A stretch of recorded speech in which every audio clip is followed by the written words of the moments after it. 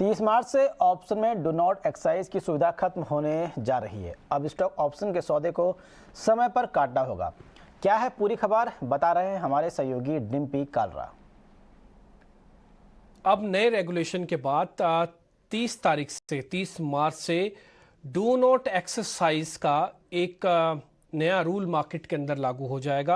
हालांकि ये मैटर तो जनवरी से शुरू था, लेकिन ये एग्जीक्यूशन अब हो रहा है 30 मार्च के बाद, यानी कि 29 तारीख की एक्सपायरी है। और जब आप नए एक्सपायरी की तरफ जाएंगे, नए सीरीज की तरफ जाएंगे अप्रैल वाली में, तो फर्स्ट डे ये लागू हो जाएगा। इसमें क्या होगा, डू नॉट एक्सरसाइज नाम से ही अपने आप में क्लियर है कि अब इसको रद्द करने जा रहे हैं, यानी कि अब आपको एक्सरसाइज करनी होगी। डू नॉट एक्सरसाइज खत्म हो रहा है, अब आपको एक्सरसाइज करनी होगी। क्या एक्सरसाइज करनी होगी? आपको अपने सौदों को सेटल करना होगा। इससे पहले तक क्या होता था, अगर आप अपने सौदों को, खासकर ऑप्शंस के ट्रेड को सेटल नहीं करते थे, तो उसके बाद ब्रोकर या एक्सचेंज अपने आप से उसको सेटल कर देती थी और आपके अकाउंट पे जो भी पैसा का लेन देन होता था जीरो करके आपको दे देती थी। अब ऐसा नहीं होने वाला। मैं एक एक करके सारे पॉइंट्स आपके सामने रखता हूं। ऑप्शंस के सौदों को इस समय काटना जरूरी है। अब इस 30 तारीख के बाद से अगर आपका कोई भी ऑप्शंस का सौदा खुला छूट गया तो उसको सेटल करना होगा। ये कौन से सौदे होंगे? इन द मनी होंगे। इन द मनी का मतलब होता है जो भाव अभी चल रहा है उसके नीचे के जो भी रेट आ गए वो सब इन द मनी है। इनको सबको काटना जरूरी है। इससे पहले कंपलसरी नहीं था। एक और बात, आपको 3.5 से पहले पहले सारे सौदे काटने होंगे अपने ऑप्शंस के।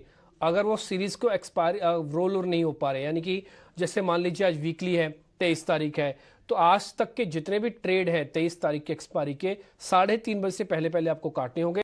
सिस्टम बाद में काटेगा नहीं, बल्कि सिस्टम आपको ऑप्शंस में ले जाएगा। दूसरी बात, ब्रोकर या एक्सचेंज इससे पहले सैलर्स और आपके सेटल करते थे, अब वो नहीं करेंगे। एक और बात, ऑप्शन सेटल नहीं होने पर इसका तरीका क्या है इसको ठीक करने का? इसका तरीका यह है, या तो आपको फ्यूचर खरीदना होगा या तो अपने डिलीवरी में से शेयर ला के देने होंगे। मसलन के तौर पर आपको मैं बता देता हूं, मान लीजिए आपने कोई 2 रुपए का कोई ट्रेड लिया हुआ है और 1000 का लॉट है, तो 2000 पे आपका टोटल रिस्क बनता है, जोखिम बनता है। मान लीजिए आपने नहीं काटा और सेटल नहीं किया, तो उसके बाद आपको फ्यूचर लेना होगा।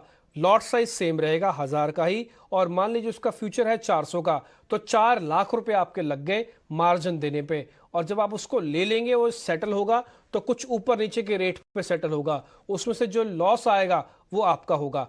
पुरानी रिपोर्ट ये कहती है कि जो भी आपको ऑप्शंस में लॉस हो रहा होता है, अगर इस प्रक्रिया में आप चले गए, डू नॉट एक्सरसाइज में आपने एक्सरसाइज नहीं किया, तो उस केस के अंदर आपका 10 गुना लॉस भी हो सकता है। एक और पॉइंट, इसमें बायर और सेलर का वॉल्यूम थोड़ा कम होता है मार्केट में। एक्सचेंजेस सेबी ये चाहता है कि वॉल्यूम तो रहे बाजार के अंदर, बट डिसिप्लिन आ जाए। बाजार में किसी तरह का डिसिप्लिन होना जरूरी है ऑप्शंस के अंदर, क्योंकि वॉल्यूम बढ़ रहा है, लोगों की मैच्योरिटी आनी चाहिए। बहुत पैसा लोग गवाते हैं और एक एक खेप जो पूरी मार्केट की बहुत पैसा कमाती है। बहुत रिसर्च और बहुत रिपोर्ट्स इस पे आ चुकी हैं। तो इसलिए एक्सचेंज का ऑब्जेक्टिव यह है कि इसके अंदर डिसिप्लिन लेके आ जाए, लोगों को समझाया जाए कि गैम्बलिंग का नहीं बल्कि इन्वेस्टमेंट का एक तरीका है। तो कुल मिला के अब आपको अगर बड़े लॉस से बचना है, लब आप स्टोरी का यही है कि आपको 3.5 से पहले पहले अपने सभी सौदे ऑप्शंस के काटने होंगे।